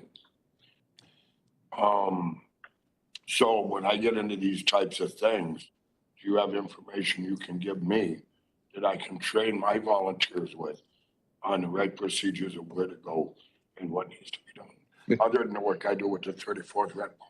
Mr. Mayor, absolutely. And I would suggest that if you saved my card, and I hope you did, you email me, and when you find the time to come to Vets Court, you come to staffing. And not only will we connect you with the VA directly, but we'll connect you with training resources in order to train those people you're talking about. Fantastic. And I'm willing to go to roll calls or do whatever I need to do to get this done. That's what we did up front, and that's what we're going to do now. Because 22. See Vets Court, they can go see it. Absolutely. And we can arrange a staffing visit if you need. I would suggest, sir, that you do that for sure. And it tests, it's a highly successful program. It's both preventative and curative at the same time. Now, and every hour you put in now, it's about 5 hours you're going to save on the street later on, having to deal with this person when they're not only in mental health crisis, but they're in chemical crisis, they're in a lot of other things. And they pull out a piece and they're starting to shoot up in the sky. I mean, we've seen that time and time again. So I think an example, Tony, sorry to interrupt, of how we want it to work is we've had twice in the last year, once Coon Rapids and once Blaine, where the officer called me directly or Ms. Westerfeld directly and said, hey, I just arrested a guy and he needs your help. And we had him involved with Vets Court within 48 hours. It's important. And that's when we're most effective. like we say, it's a sentencing court. What that means is the person has to plead guilty and then go into the treatment. And if they successfully complete the treatment, the judge then can either dismiss a charge. But if they fail, they go right back out. If they don't, Blair knows, I mean, people have done some, I don't know how many people we've had drop out of the program. But Well, it's been going for too long now. quite a bit. But what happens when they do drop out, they face a consequence. So they can get rewarded for the good behavior and they face a consequence for the bad behavior, right? Yep. Fair enough. You get in, you get a carrot, but if you don't get the carrot, you get the stick. Yeah. We'll get you in, but you got to get out, right? There you go. Any questions of Blair? Okay, thank you, Blair. All right, very good. The last one, we're going to go back to 10B, which is the authorization for corrections to access domestic violence reports. Chief Padani, I know this was presented to the Chiefs of Police Association. Would you at least address the body on this issue, please? Absolutely, Mr. Chair. So at the last Chiefs meeting, we had a discussion, a presentation from the lethality assessment program. Chief, can you speak up a little bit? We're kind of losing you. I'll try to get a little closer here. Is that a little better? That's a little better. Thank you. Okay. All right, at the last Chiefs meeting, we had a presentation and discussion from Lethality Assessment Program Manager Lonnie Payne regarding access to domestic violence reports. So the way it currently works for paperwork flow to the courts when a defendant is on a first appearance has been a little bit of a problem. So when somebody comes to that first appearance courtroom, they are, one of the things is they're trying to determine bail conditions and eligibility for the intensive domestic assault pretrial program. And that police report, when it's initially completed, is electronically transmitted to the prosecutor and the Alexandra House. Prior to their first appearance, a probation officer has to do a bail evaluation. That probation officer does not have access to the domestic assault report, and they must rely on the prosecutor having the information before the start of court. Several of the municipal prosecutors do not electronically upload the complete police report into the MGA program. With the current system, the way it works is municipal prosecutors rotate for first appearance responsibilities. So that prosecutor who's handling that first appearance report may or may not be that city's regular municipal prosecutor. Accordingly, they don't have access to the entire police report and the completed lethality assessment tool for other cities if it's not their own. So basically, what we're looking at here is a proposal to authorize all Anoka County agencies to share the domestic assault reports with authorized corrections staff. This would involve a folder for corrections being made in the public safety data system. Also, the other key thing I should mention of this is data privacy restrictions. So the statute reads, the way the statutes are is corrections or probation is considered a member of the public for legal purposes. And there is a statutory provision that allows us to share information that is normally data that would be classified as confidential or protected non-public data. When we can share that, if that will, quote, aid the law enforcement process, promote public safety, or dispel widespread rumor or unrest. So after some discussion with the state and actually with Brian Franz regarding some data privacy questions, we had a discussion at the last Chiefs meeting, and there was generalized consent that this wouldn't be a problem, but there was also generalized discussion that this should be brought to the JLEC to be considered and approved. So with that, I can open it up to any questions, but the short version is we're looking to get corrections access to those reports in with JLEC support. Exactly. Thank you, Chief. To summarize very quickly, if someone gets arrested on Friday night for domestic and they appear in court Monday morning, right now probation officers have to do a bail evaluation. They don't have the information. All our action today would be to do would allow them to get that information to make a good bail evaluation and help the court. Okay. That's essentially what we're talking about here. Since the Joint Law Enforcement Council controls the PSDS system, it is this body that would make that decision. Correct, Chief? Correct. All right. This time I would entertain a motion to, if you see an attachment H is an explanation of this, by the way. Yes. Mr. Chair, and I'm sorry to interrupt, but I had the opportunity to share the memo with our city attorney to try to see if there was another possibility or an outcome, or if the issue that is being raised is one that can be solved by the solution that's being proposed. And I'd like to share with the body, if I could, just a little bit of the reply back that I got. And so this is from Dave Brody, our city attorney, and I'm going to paraphrase a little bit here. Says, in theory, it would make sense for probation to have more information, but the issue that is pointed out in the memo is when the prosecutor has to obtain the police report because it's not in SharePoint, which is the part of the court system where other people can access it. The proposed solution will not likely fix the issue because the odds are pretty high that if the law enforcement agency has not put the report in SharePoint, they won't be also in the new probation folder that's being created or being proposed to be created in PSDS either. And all the parties are back in the same boat of having to reach out to obtain the police reports and the lethality screening that's done. Right now, the police reports and the lethality screening are criminal investigative data under the Chapter 13, and so they're not public and not generally shared. What Dave Brody says is this would not eliminate calls from municipal prosecutors or from the probation department as they're doing the bail evals as outlined in the memo.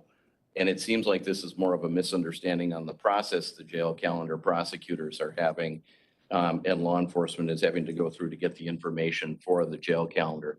The reason the lethality assessment is important is because there's a part of the bail evaluation where you can check a box essentially for the IDAP program or the IDAP kind of designation, if you will, for the case. But generally speaking, they haven't been sharing those lethality assessments because they're kind of part and parcel of the police report.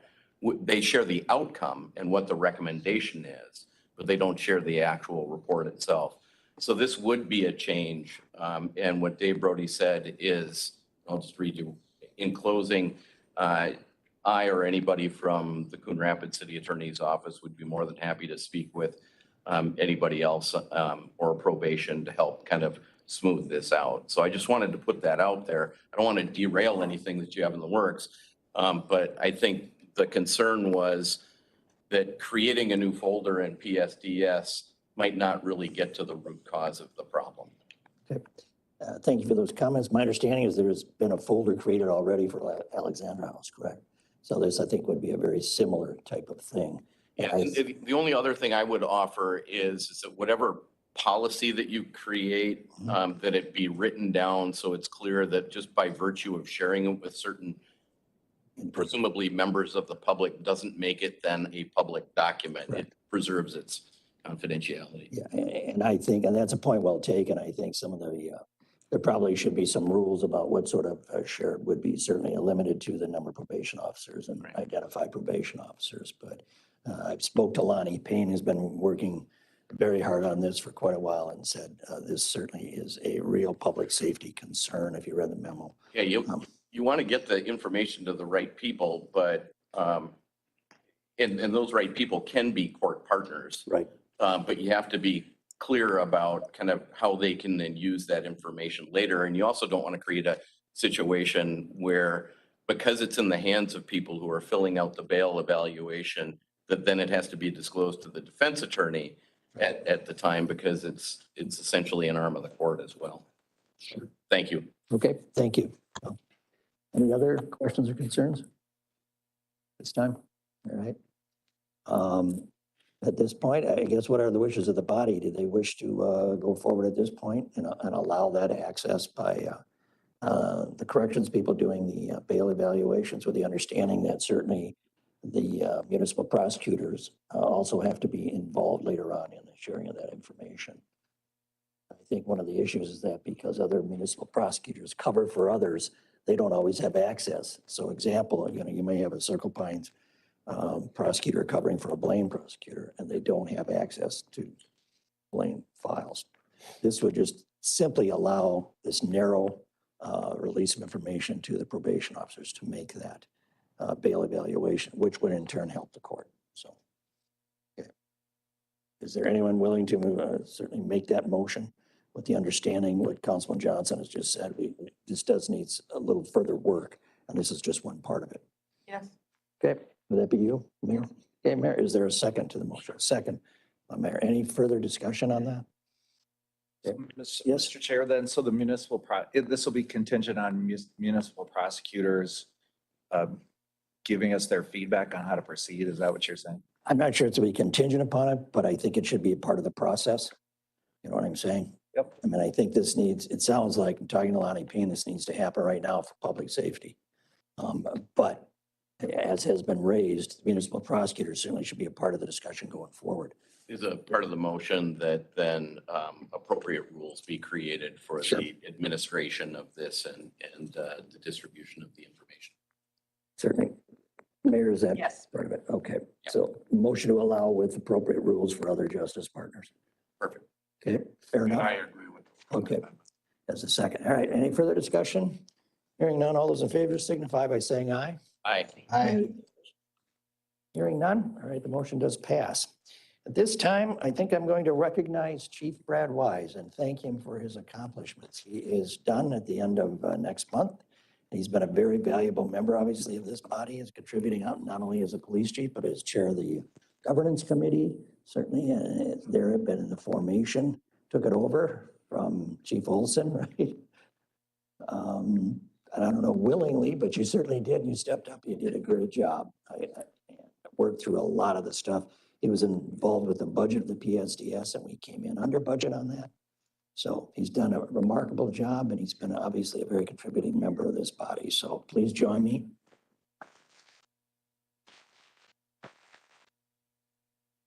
Thank you, Mr. Chair. Actually, just a couple of comments. So I became chief in 2011. I've been a part of this group since that time. I feel like I've earned a PhD in change management.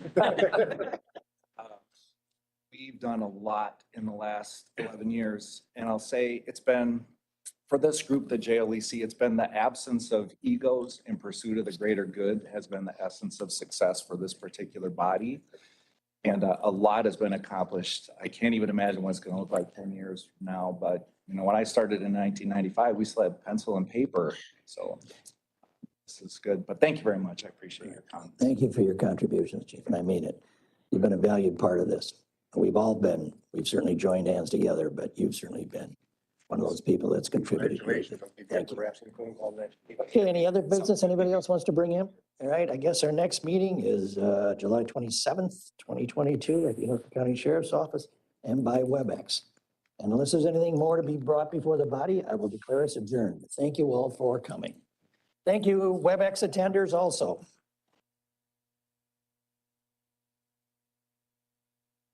Good. It's been, you guys will